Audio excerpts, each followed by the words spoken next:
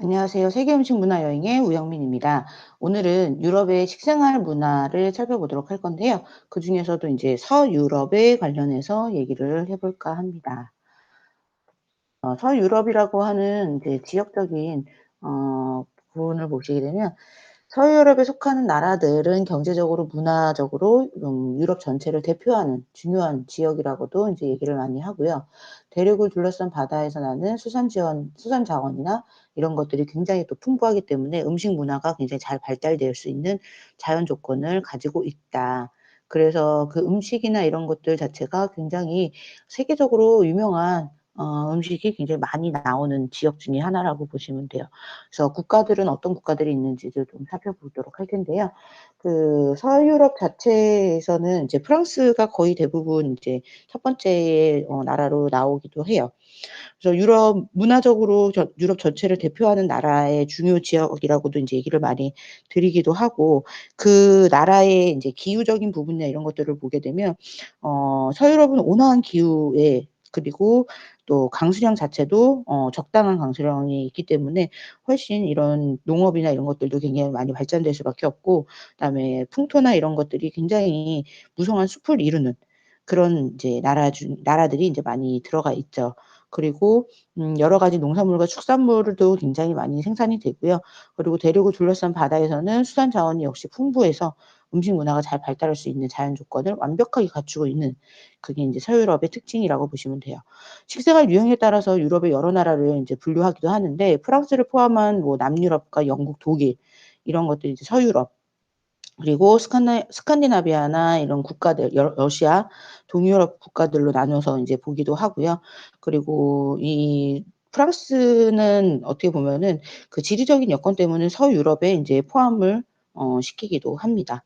그래서 요리의 이름으로 지명으로 인제 사용하는 그런 부분들도 또 있어요. 그래서 그 우리가 인제 프랑크푸르트 소시지라고 하는 그 독일 소시지가 굉장히 유명하죠. 그래서 그런 부분들, 그다음에 스파게티는 이제 나폴리에서 나오는 나폴리풍의 스파게티, 이런 식으로 인제 각 지역별로 인제 얘네들을 붙여서 그 지명을 붙여서 이제 음식의 이름으로 인제 사용하기도 한다라는 거.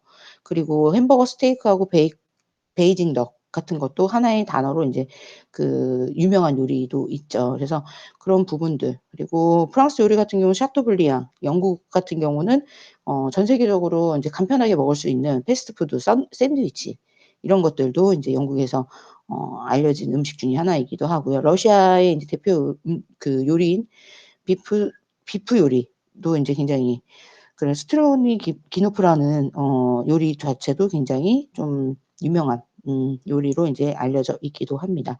그래서 음식 재료와 인제 이름, 그 유럽의 지명들, 그래서 뭐 우리가 위스키 하면 스코틀랜드, 스카치 뭐 이런 그런 부분들도 있고요. 그리고 와인 하면은 인제 프랑스 쌍파뉴, 그 지역명이에요. 그리고 뭐 꼬냑, 브랜디 같은 건 꼬냑도 마찬가지고, 요리 같은 경우도 이제 뭐 몽블랑 케이크 같은 경우도 그 몽블랑 지역을 따라서 지어진 이름이기도 하고요. 그리고 뭐 여러분들 인제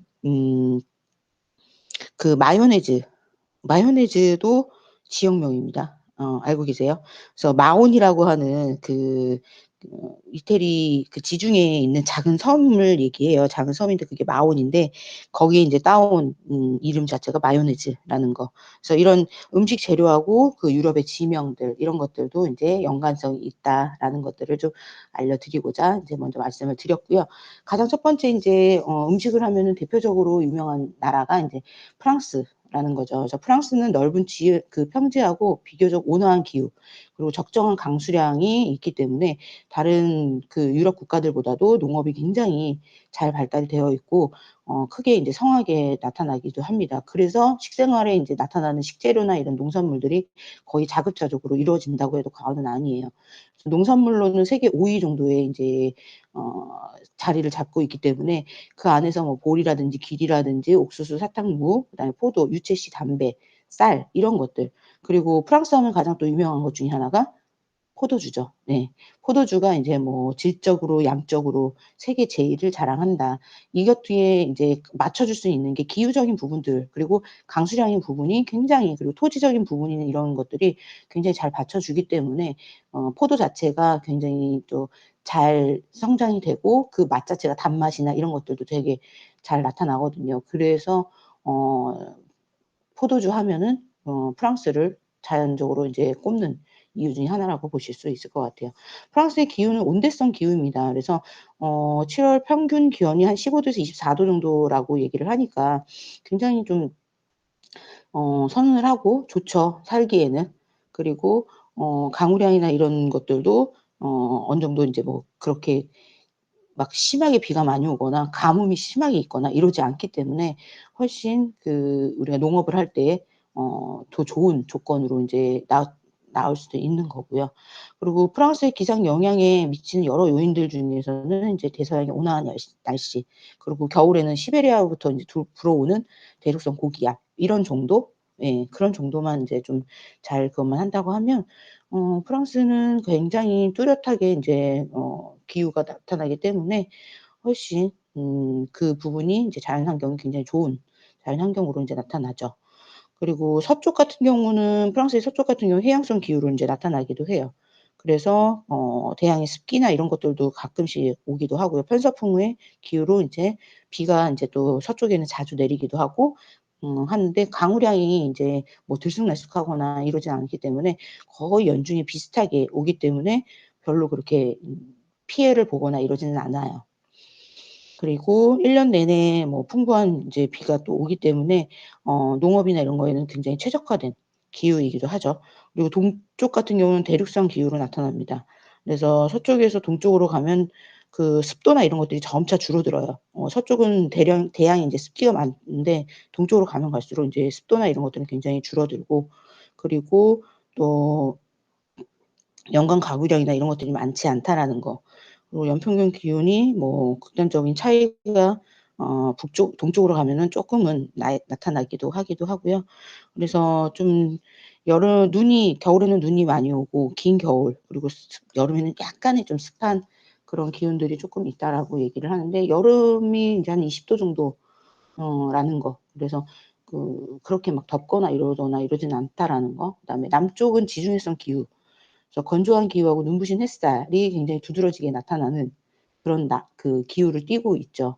그래서 굉장히 또 분지도 많고, 원래 분지가 많으면 다른 보다는 쪼끔 햇빛이 좀 강렬하거든요. 덥기도 하고 건조하고. 그래서 우리나라의 분지 같은 경우 인제 뭐 대전이나 대전, 음 이런 데 가면은 또 대전, 대구 고 정도?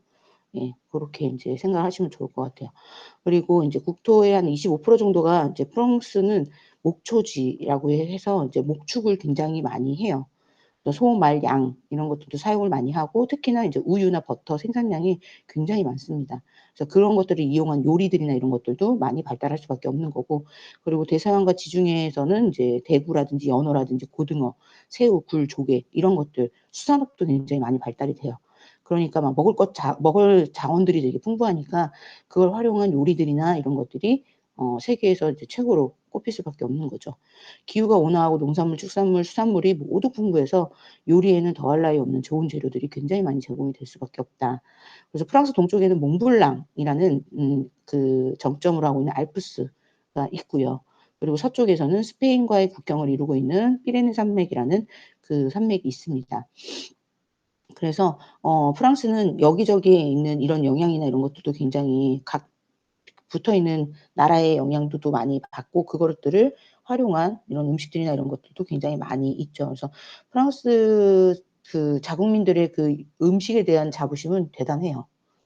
예. 대단할 정도로 그렇게 인제 또 얘기를 많이 하죠. 그래서 프랑스의 음식 문화 중에 이제 고대 요리, 프랑스는 유럽 다른 나라들과 마찬가지로 굉장히 오래된 역사를 가지고 있고요. 그리고 인종 자체도 굉장히 많이 혼합이 되어 있는 나라 중에 하나예요.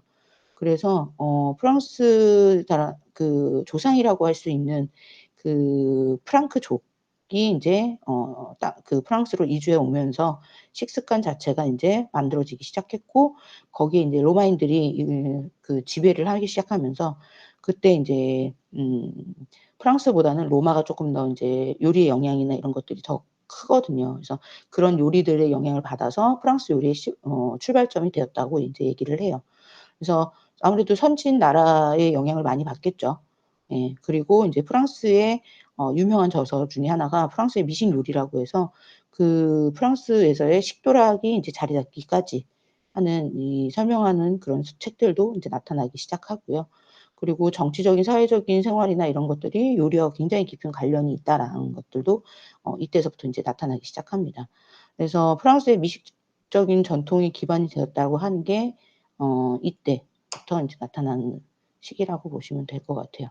그래서 이 프랑스의 그 고대 요리 중에서는 실컷 마시고 놀고 이런 그런 것들이 굉장히 인제 좀 어떻게 보면은 그 시대를 대변하는 그런 스타일이라고 보실 수 있어요. 그래서 전통의 인제 프랑스 사람들은 이 식욕 자체도 굉장히 왕성했고 그리고 발달이 많이 되어 있던 그런 사람들이었어요. 그래서 이 사람들의 이것들을 다 맞춰 주기 위해서는 더 많은 요리들 그리고 더 많은 이런 것들이 필요로 했고 그리고 실컷 마시고 노는 그런 기쁨들이나 이런 것들을 굉장히 즐기는 그런 시대였다라고 보실 수 있습니다. 그래서 고대에서는 프랑스의 요리가 자리를 잡고 그러면서 프랑스에 대한 요리들이 인제 쪼끔 더 광범해지는 그런 시대라고 보실 수 있고요. 중세 요리 같은 경우는 이제 맛을 내는 데 있어서 이제 와인이라는 이 음료 자체가 인제 들어오기 시작해요. 자리를 잡기 시작하는 거거든요. 그래서 프랑스 요리에서는 굉장히 커다란 부분을 차지할 수밖에 없는 그런 인제 요리 식재료로 인제 자리를 잡죠.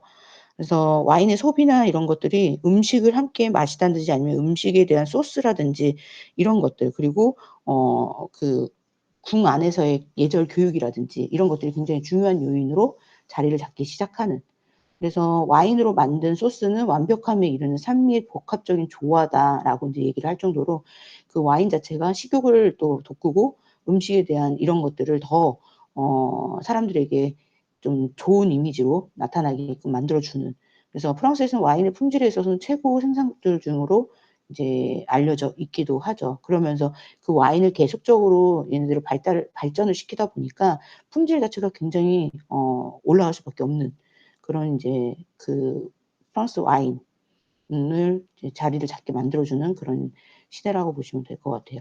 특히나 교회나 수도사들의 인제 이런 힘들이 굉장히 컸어요. 그래서 포도 재배가 지속적으로 이루어지게끔 만드는 게 인제 수도사들이었어요. 왜냐면은 계속 인제 뭐 중세 초기에는 계속 침략이 들어오고 이러다 보니까 원래는 이런 침략이 들어오면은 그 나라에서 정말 잘 재배하고 있는 것들도 다 그냥 싸그리 다 없애 버리려고 하거든요. 그래야지 그 침략한 나라들이 자기네들이 인제 이런 선두나 이런 것들을 잡을 수 있으니까. 근데 인제 이런 것들을 몰래 인제 유지를 시키고 명맥을 이어가게끔 만들어 줬던 게 이제 수도사들의 인제 역할이었던 거죠. 그래서 그 수도원들이 교회에서 근근하게 인제 명맥을 유지해 오다가 인제 이런 침략적인 이런 부분들이 사라지고 나니까 이것들을 수도사들이 평민들에게 인제 알려주기 시작하는 거죠. 그러면서 그 지방의 특유의 요리로 인제 발전시켜 나가는 그런 부분들이 생겨나고 지금의 인제 요리라든지 와인이라든지 이런 것들이 프랑스를 대표하는 것 중에 가장 큰 역할을 했던 게 수도사들의 역할이다라고 이제 얘기를 하죠. 그래서 고기 요리뿐만 아니라 전통 요리와 식생활 습관이나 이런 것들을 거의 다 인제 만들어낸 저서를 만들어낸 것들이 있어요. 그래서 백과사전이라고 얘기하는 그런 저서에 중세 요리에 대한 모든 내용들이 다 거기에 포함이 되어 있거든요. 그러면서 인제 이 당시에 주로 인제 식물의 원료가 되는 음식물 이런 것들로 주로 소비를 하고 빵은 굳은 채로 먹기도 했고 영양이 풍부한 수프나 이런 것들은 뭐 다른 그 저기 어 따로 인제 뭐 브루에라고 만드는 베이스가 되는 베이컨이나 이런 것들도 같이 이제 먹기도 했다. 그리고 치즈가 일반화되면서 인제 사람들의 연회에서 인제 치즈나 이런 것들도 이제 많이 보기도 하고요. 중세 요리는 특징 중에 하나가 단 것, 짠 것, 그다음에 부드러운 것과 신 것, 지방질이 있는 것과 없는 것, 그리고 향신료의 이양식으로 인제 만들어지는 게 인제 특징 중에 하나다라고 인제 얘기를 드려요.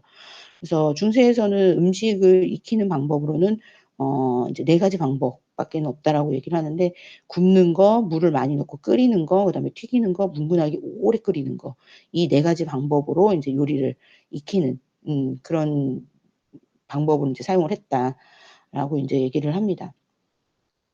그래서 인제 냉동법이나 이런 것들은 아직 발달되지 않았기 때문에 고기나 이런 것들에 대한 맛을 부드럽게 하기 위해서 고기 국물을 이제 한꺼번에 이제 끓여내는 그런 인제 방법을 많이 사용을 했고요.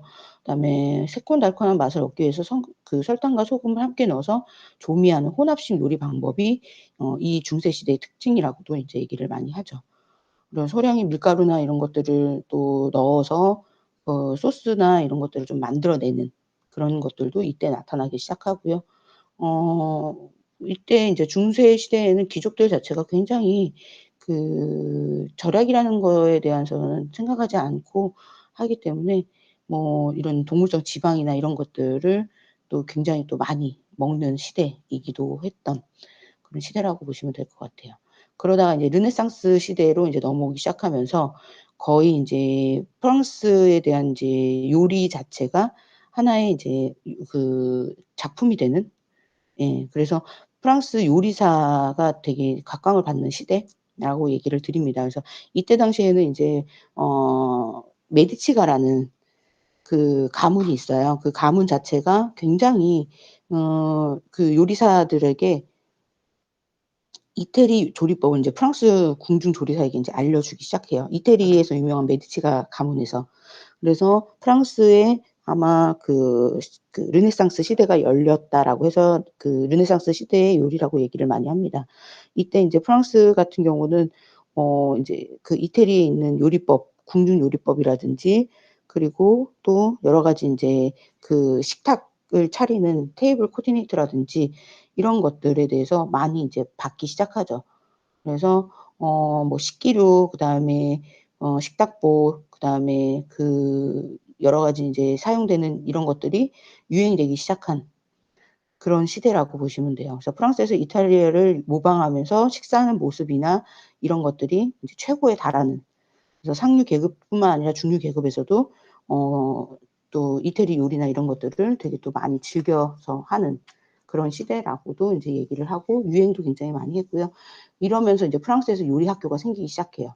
그래서 많은 요리사들이 인제 배출되기 시작했고, 그러면서 프랑스의 인제 유명한 요리 학교가 아직까지도 지금 계속 전 세계적으로 유명한 학교로 자리 잡고 있죠. 그래서 프랑스의 인제 지금 요리가 이태리의 메디치 가문에 의해서 인제 요리가 많이 형성이 됐지만, 아직까지도 명맥을 유지하는 거는 그 자체의 식재료나 이런 것들이 굉장히 신선하고 이렇기 때문에 그런 부분들을 더 살려낼 수 있지 않았나라는 생각을 좀 하기도 하죠.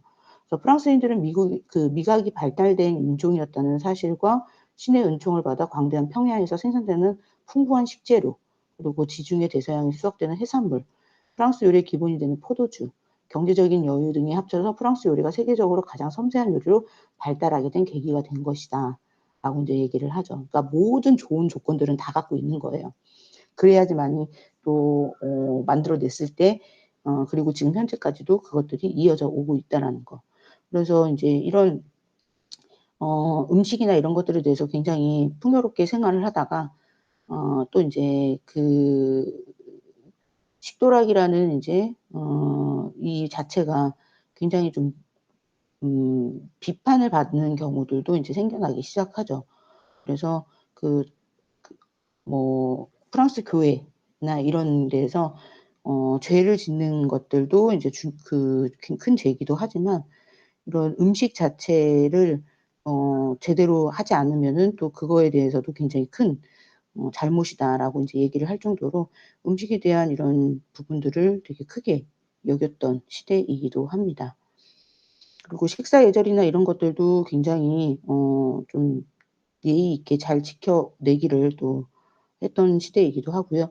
그리고 포크를 사용하게 된 시대이기도 하고요. 식당을 인제 주방과 분리시켜서 이제 아예 그냥 식당은 식당, 그리고 이런 주방 이런 것들을 시스템 자체를 좀 분리시키는 그런 시대가 인제 르네상스 시대라고 보실 수 있고요.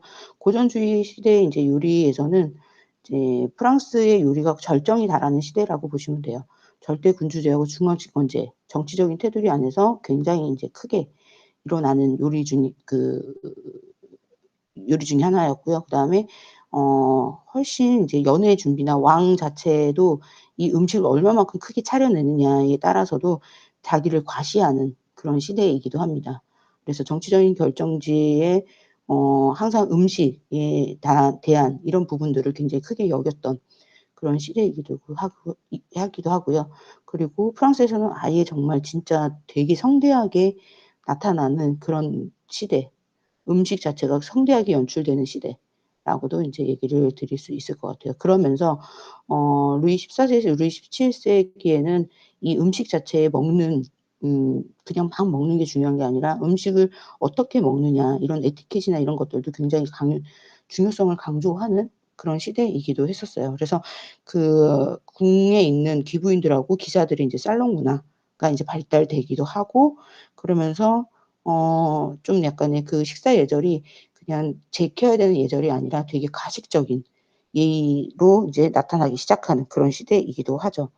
그래서 궁중에서 나타나는 그 에티켓이나 이런 것들이 궁중의 관례나 법칙, 이런 상석의 배치 이런 것들이 프랑스 문화의 그 한 문화로 인제 촉속히 인제 발견이 되게 되는 시기이기도 하고요.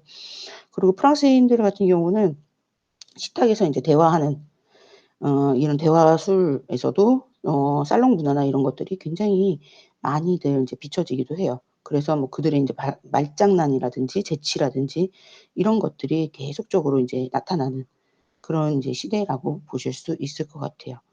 그래서 그 14 세기, 17 세기에서는 프랑스 14 세기, 17 세기에서는 이런 음식들이나 이런 것들이 굉장히 휘황찬란하게 나타나는 그런 시대이기도 하고요. 그리고 17 세기에는 요리의 법칙과 조리법을 체계로 한 프랑스의 요리 이것들이 인제 발간이 되기 시작하면서 굉장히 인제 베스트셀러로 자리를 잡기 시작합니다. 그리고 인제 궁중 요리라든지 또 부르주아 요리 이런 것들이 그 뒤를 인제 따르면서 미식가들도 굉장히 많이 나타나기 시작하고요. 그리고 인제 그 음식 자체의 맛이라든지 이런 것들이 조리로 가려져서 안 되는 단순한 자연적인 조리를 해야 된다라는 이런 주장도 인제 나타나기 시작하죠. 그래서 지금의 오늘날에 인제 나타난 누벨 끼진이라고 하는 그 초석을 다지기 시작한 게 이 시대라고 보시면 돼요. 그리고 이제 지금의 뭐 차라든지 커피라든지 코코아라든지 아이스크림 이런 것들도 고전주의 시대에 나타난 음식 중에 하나다라고 보시면 될 것 같습니다. 그다음에 혁명기하고 왕정복고 시대의 요리로 보시면 그 프랑스 대혁명까지 프랑스 궁전은 위대한 요리로 인제 나타나기 시작하죠. 제가 아까도 말씀드린 것처럼 연회나 이런 것들이 굉장히 끝판왕을 달릴 정도로 엄청나게 음식을 많이 하는 그래서 테이블의 정부와 정치적 영향이 반방법이 되는 그런 시대라고도 인제 얘기를 드리고요. 그리고 요리사들 같은 경우도 굉장히 많은 요리사들이 이제 나타나기 시작하는 그런 시대이기도 합니다. 그래서 17 세기, 18 세기에는 이제 궁중 요리나 귀족들만 이제 누리는 혜택이었는데 이 요리들 자체가 일반 서민들에게도 인제 공급이 되는 시대라고도 인제 얘기를 드릴 수 있어요. 그래서 프랑스 대혁명과 더불어서 미식 요리도 커다란 혁명을 이제 맞이하게 되는 그런 시대이기도 합니다. 그리고 레스토랑이나 이런 것들이 인제 만들어지는 그런 시대이기도 해요. 그래서 혁명은 그동안 귀족의 전유물이었던 위대한 요리를 길거리로 인제 내려오게 만들어 주는 그래서 서민들이 좀 더 음식에 대한 이런 것들을 먹게 되는 그런 시대라고 보시면 돼요. 제가 지난번에도 말씀을 드렸지만 이 궁중이나 궁에서 먹는 요리들은 계속적으로 그 문맥이 이어내올 수가 없어요. 그 음식 자체가 서민들로 내려와서 서민들이 계속적으로 이거를 지켜내야지만이 현재의 그 음식들로 유지가 되는 거거든요. 마찬가지예요, 프랑스도. 원래는 궁중 요리였던 것들이 인제 서민들이 먹기 시작하면서부터 지금의 인제 프랑스 요리로 자리를 잡게 되는 그런 시대가 되는 거죠. 그리고 인제 16 세기에 인제 16 세기에 이태리의 영향을 받고 그다음에 20 세기에 그 프랑스적인 인제 맛을 나타내기 시작하게 되면서 지금의 인제 프랑스 요리로 자리를 잡기 시작하는 요리의 형태로 만들어지는 그리고 근대와 현대의 요리로 넘어오기 시작하면서 많은 미식가들과 요리사들이 프랑스 요리에 인제 기여했다라고 인제 얘기를 많이 하죠. 그리고 프랑스 출신의 요리사들이 인제 또 많이 나타나기 시작하면서 요리가 체계적으로, 그리고 요리가 인제 좀 정리가 되는 요리사들이 이제 나타나기 시작하는 거죠. 그래서 현재 우리가 인제 프랑스 레스토랑에서도 보고 있는 주방 시스템, 이런 것들, 지금의 주방 레스토랑에서 쓰고 있는 주방 시스템도 다 프랑스에서 인제 나오게 되는 시스템이거든요. 그래서 이 레스토랑 운영이나 그다음에 이런 것들도 다 프랑스에서부터 시작이 되고, 그런 것들이 인제 러시아의 서빙 방식도 함께 도입이 되면서 현재의 음식에 대한 인제 순서라든지 서브하는 순서, 그리고 주문지를 인제 3 장으로 만들어서 주방 웨이터, 캐셔 이렇게 한 장씩 가져가는 방법들도 인제 나타나기 시작하는 그런 시대라고 보시면 돼요. 그래서 지금의 레스토랑에 있는 전반적인 이런 형태나 시스템 자체가 프랑스에서 만들어졌고, 그게 인제 러시아의 서빙 방법과 같이 도입이 되면서 지금의 이런 시스템이 구축이 됐다라고 해도 과언은 아닙니다. 그래서 이런 부분들이 있을 수 있고요. 그다음에 요리사들이 인제 그 요리에 대한 소스라든지, 그리고 음식에 대한 이런 개발적인 부분이라든지, 그리고 재료들의 맛이라든지 이런 것들을 이제 생각을 하면서 외국 요리에 오픈될 것을 요구하고, 어 또 10 가지에 대한 이런 요구 사항들을 얘기를 했어요. 그것 중에 하나가 인제 뭐 너무 익히지 말 것, 그리고 뭐 신선하고 좋은 재료만 사용할 것. 워낙에 프랑스는 이런 신선도나 재료들이 너무 좋으니까. 그다음에 메뉴는 가볍게 하는 거, 그다음에 틀에 박히는 현대화하지 말 것, 그리고 연구 많이 하는 거, 그리고 새로운 테크닉을 가져다 주는 요리, 이런 것들을 연구할 것. 그리고 인제 마리네이드나 그다음에 말리는 거, 발효 이런 것들은 인제 많이 피하는 거. 그리고 브라운 소스나 화이트 소스의 경계를 지워 버릴 것, 영양학을 공부할 것, 데코레이션을 섞지 말 것, 창조적일 것, 이런 것들이 인제 프랑스 안에서의 이제 어떻게 보면은 규율, 룰, 규칙, 뭐 이런 식으로 인제 좀 나타나기 시작한 부분 중에 하나라고 보시면 돼요. 근데 지금 현대인들 같은 경우는 예전만큼의 프랑스 요리도 시간이 꽤 오래 걸리거든요. 근데 지금은 굉장히 바빠지고 간편함을 추구하면서 이런 것들이 쪼끔씩은 좀 내가 레스토랑 가서 즐길 수 있을 만큼의 그 여유가 된다라고 하면 즐기지만, 현재 현대인들은 현재 그렇게 할 수 있는 방법이 안 하니까 많이. 그래서 이런 것들이 굉장히 가볍고 자연적인 요리들이 많이 인제 추구가 되고 그걸 선호를 하죠. 그래서 이런 부분들을 인제 어떻게 보면 우리나라도 마찬가지잖아요. 우리나라의 전통적인 요리나 이런 것들 시간도 많이 오래 걸리고, 그거를 인제 현대인들이 집에서 다 해 먹거나 이럴 수는 없고, 현대인들은 가볍고 또 간단하고 빠르게 먹을 수 있는 것들, 이런 것들을 쪼끔 더 추구를 하죠.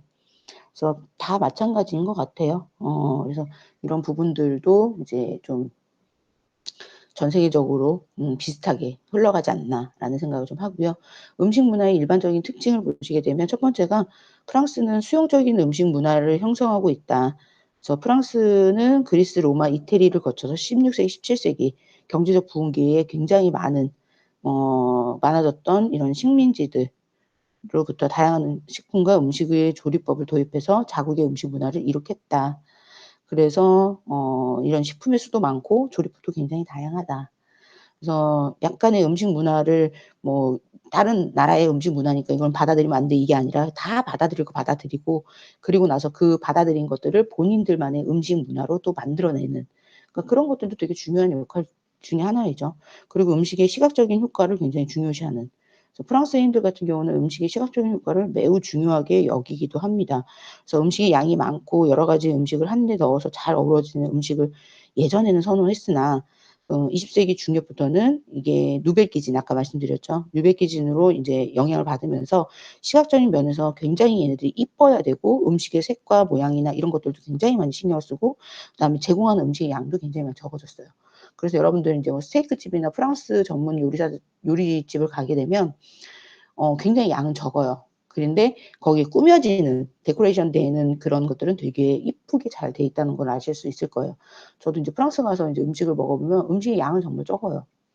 적기 때문에 먹고 나면은 그래도 인제 코스별로 나오니까 코스별로 다 먹으면 배부르긴 하지만 각각의 음식이 나오는 거는 굉장히 적다라는 거. 그리고 음식의 시간이나 이런 것들도 이 사람들은 2시간, 3시간을 코스별로 먹기 때문에 그만큼의 인제 음식이 적게 나와도 배는 부르다는 거. 네. 그래서 그런 부분들. 그리고 세 번째가 다양한 소스를 만들어 낸다라는 거죠. 프랑스 요리는 가장 어렵고 공을 많이 들면서 음식의 맛의 기본을 이루는 것이 이제 마리네이드, 그러니까 우리가 인제 밑간이라고 얘기를 하죠, 우리나라로 얘기를 하면. 그래서 길게는 1주일 그 이상을 인제 뭐 푹 끓여서 만들어 놓기도 하고요. 주 재료는 육류나 어류, 채소류를 인제 많이 이용을 하고 여기에 향신료라든지 이런 여러 가지 재료를 어우러지게 넣고 그 안에 인제 스톡을 기본으로 해서 이제 만들어 내는, 그러니까 소스나 이런 것들이 굉장히 다양해요.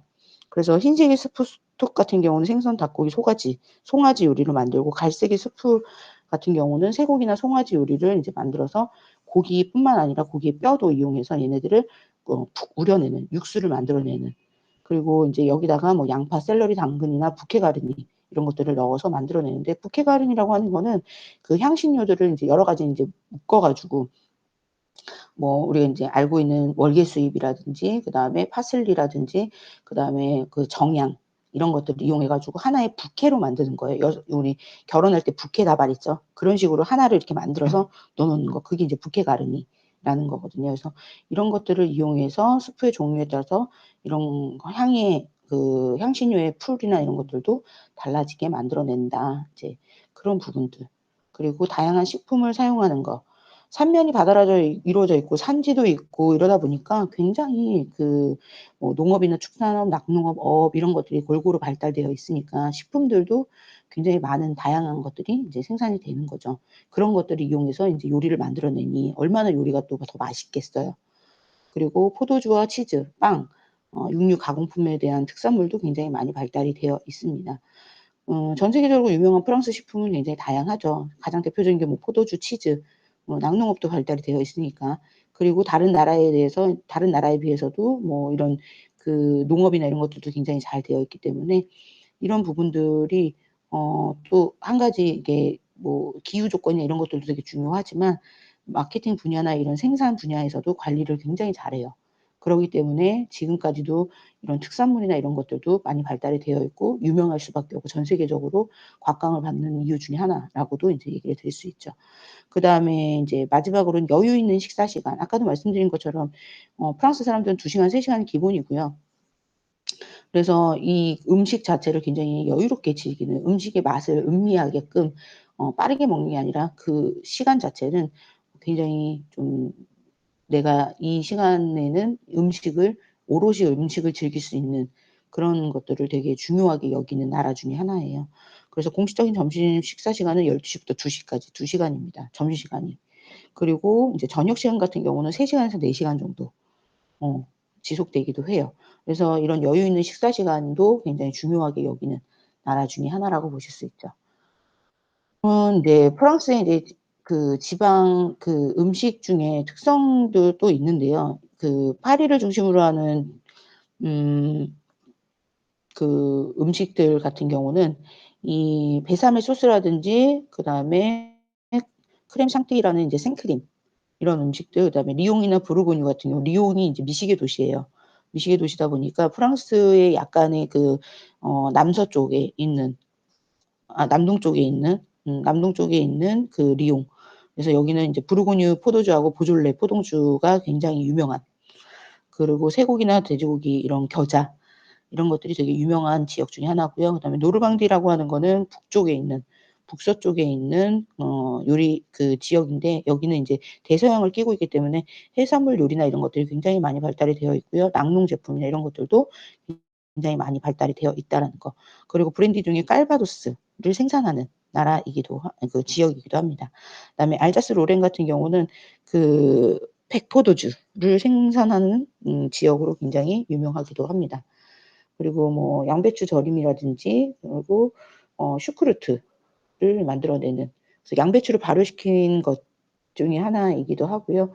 각종 소시지나 이런 감자 이런 것들을 인제 같이 곁들여 먹는 그런 음식으로도 유명하기도 하죠. 그다음에 프로방스. 프로방스는 쪼끔 여러분들 들어보셨나요? 거의 밑에 있는 그 이태리하고 붙어 있는 지역의 지역입니다. 그래서 여기는 따뜻한 기후로 과일, 채소, 향신료나 이런 것들이 굉장히 많이 생산이 되고, 특히나 해안 지방으로 해산물, 음 지중해가 껴있기 때문에 해산물 요리나 이런 것들이 굉장히 많이 발달이 되어 있고요. 프로방스의 가장 대표적인 음식 중에 하나가 부야베스, 생선 스튜예요. 그래서 그 우리나라로 따지면 해물탕? 예, 그 정도로. 그래서 어부들이 이 상품 가치나 이런 것들이 떨어지면 걔네들을 이용해 가지고 끓여 먹는 음식이라고 보시면 돼요. 찌개. 예. 그래서 그 부야베스도 굉장히 유명한 요리 중에 하나라고 보시면 될 것 같아요. 그래서 대표적인 음식, 프랑스의 음식과 식품들을 좀 살펴보시면, 프랑스는 3대 요리가 있죠. 달팽이 요리, 푸아그라, 그다음에 철갑 상어, 어 캐비어라 그러죠. 그래서 저도 인제 프랑스 가 가지고 이 3 개를 다 먹어 봤는데, 어 맛이라기보다는 '아 먹어 봐야겠다.' 싶어서 먹어 봤기는 했어요. 그리고 와인하고도 굉장히 잘 어울리기도 하고, 와인도 굉장히 잘 알려져 있죠. 와인 종류가 어마어마하게 많더라고요. 네. 마트를 가도 뭐 어디를 가도 와인 종류가 가격 차도 엄청 차이도 많이 나고, 그런 데다가 인제 종류도 엄청 많고요. 네. 그래서 그런 부분들이 되게 좀 '아 여기가 정말 미식의 나라구나.'라는 것들을 느끼게끔 만들어 주는, 그 외에 인제 개구리 뒷다리 요리라든지 토끼, 송로버섯, 굴, 이런 치즈 요리를 또 다양하게 이용하는 요리들도 굉장히 많이 있고 유명하죠. 그래서 가장 첫 번째는 이제 포도주. 포도주 생산지로는 굉장히 많은 지역들이 있죠. 보르도, 그다음에 부르고뉴, 이런 식으로 이제 많이, 론느, 루아르, 알자르, 상파뉴, 프로방스, 이렇게 인제 프랑스 지역에 생산되는 지역마다의 그 지역명을 따라서 이제 지어 놓는 포도주의 형태이기도 하고요. 그다음에 지역마다의 또 맛이라든지 색깔이라든지 향이라든지 이런 것들이 다 달라요. 그래서 그걸 선호하는 그 음식이라든지 같이 곁들여 먹을 수 있을 만한 그런 것들을 또 우리가 인제 매치를 시키죠. 그래서 와인과 인제 그 음식과의 매칭을 시키는 이런 것들도 굉장히 요즘에는 많이들 하죠. 그리고 포도주는 각 지역마다 생산되는데, 지역마다의 이런 맛, 색깔 이런 것도 되게 다르고, 적포도주, 분홍빛 포도주, 백포도주. 그래서 우리가 레드 와인, 로제 와인, 그다음에 화이트 와인, 이렇게 3 가지로 인제 나누죠. 그래서 백포도주 같은 경우는 차게에서 생선 요리나 이런 것들을 곁들여 먹고, 적포도주는 상온에다 놓고 육류 요리하고 함께 마시는 게 가장 좋죠. 왜냐하면 이렇게 약간의 그 탄닌 성분이 있기 때문에 육류에 있는 그 맛 자체를 개운하게 해 주는 그런 역할들도 많이 하기 때문에. 그리고 분홍빛 그 로제 와인 같은 경우는 어느 그것도 다 이제 잘 어울리기 때문에 그냥 보편적으로 좀 많이 먹는 그런 와인이라고 보시면 되고, 그리고 주로 이제 남프랑스에서 시원하게 마시는 경우들이 많이 있다. 그래서 프랑스의 포도주는 대표적인 게, 특징 중에 하나가 단맛이 적다라는 거. 예. 그래서 그 다른 나라하고는 좀 다른 게, 독일의 백포도주하고 이탈리아의 적포도주는 단맛이 되게 강해요. 강한데 프랑스의 포도주는 단맛이 없고 약간의 그 탄닌 성분이 좀 강하게 있다라는 거. 그래서 텁텁하다, 그 신맛이 좀 강하다, 이런 느낌을 쪼끔 더 많이 받으실 거예요. 그래서 그런 것들 인제 포도주.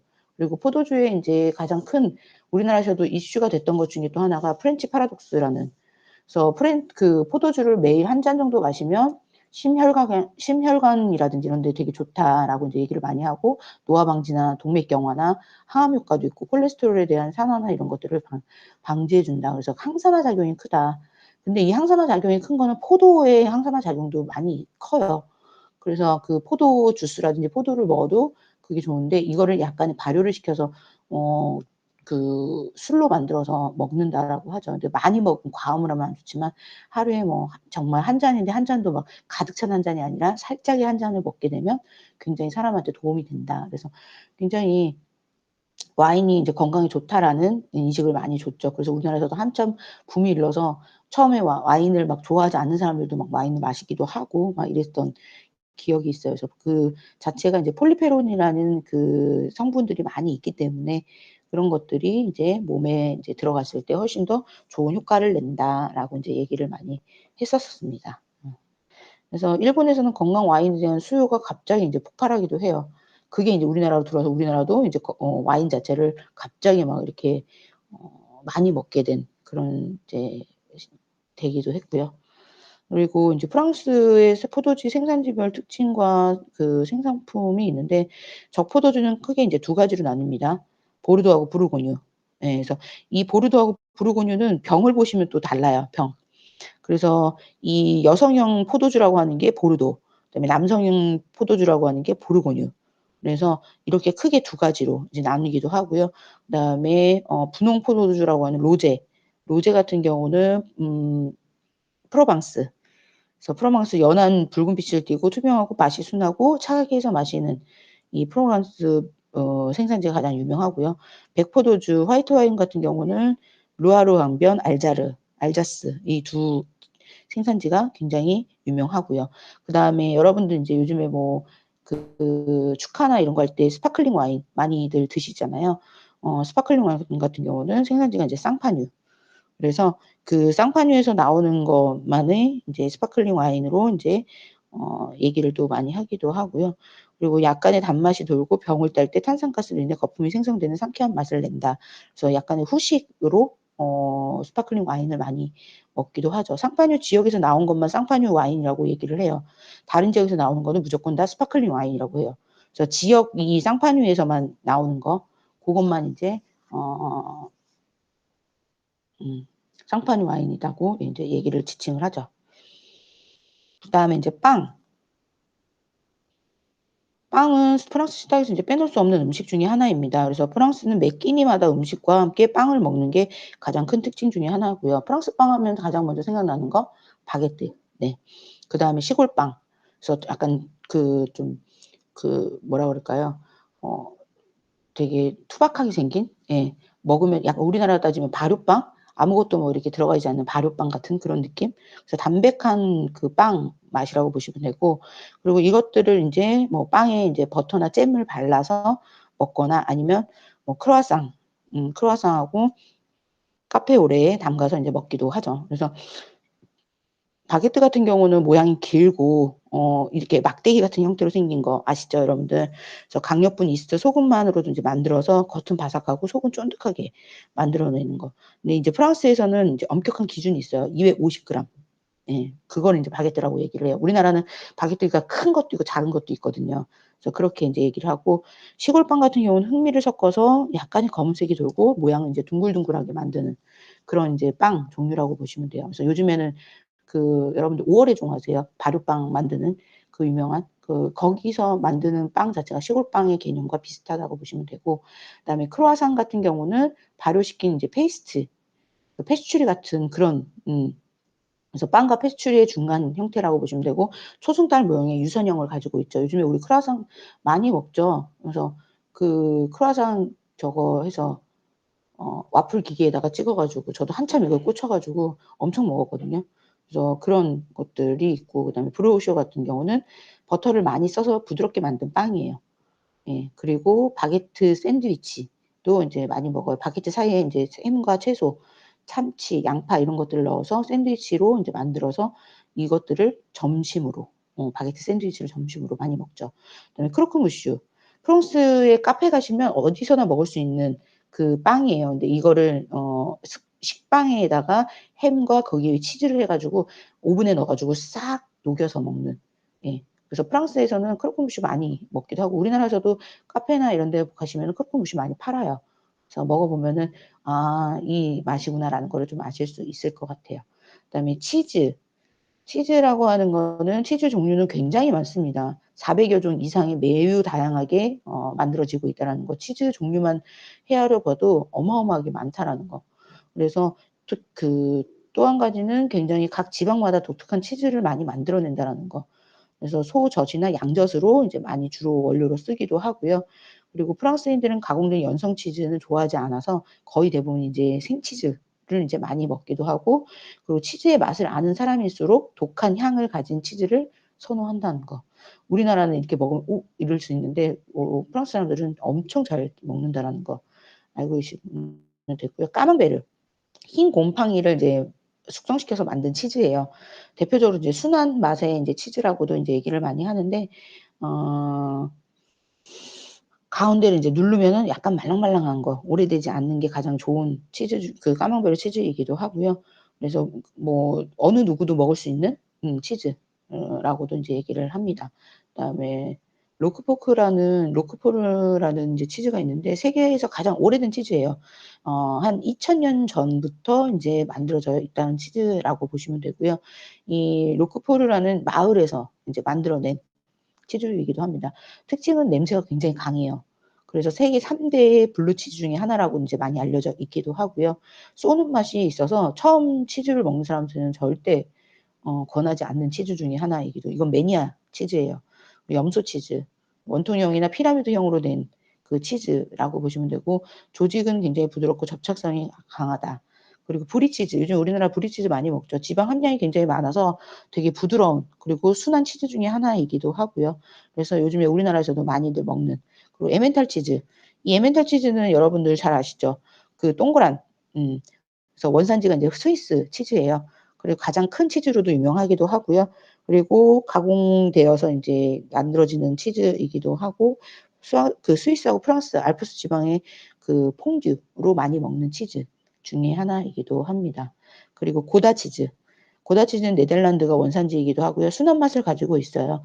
그래서 약간의 내부 조직은 거칠고 단단한 치즈, 약간 먹으면 고무 씹는 듯한 느낌? 그런 느낌, 고다 치즈가 있어요. 근데 이 치즈 자체는 샌드위치나 샐러드에다 그대로 넣어서 먹으면 훨씬 더 궁합이 잘 맞고요. 그리고 감자나 흰살 생선, 마카로니, 콜리플라워 이런 양송이 버섯이나 화이트 소스에 섞어서 먹으면 굉장히 맛있게 먹을 수 있는 치즈 중에 하나라고 보실 수 있어요.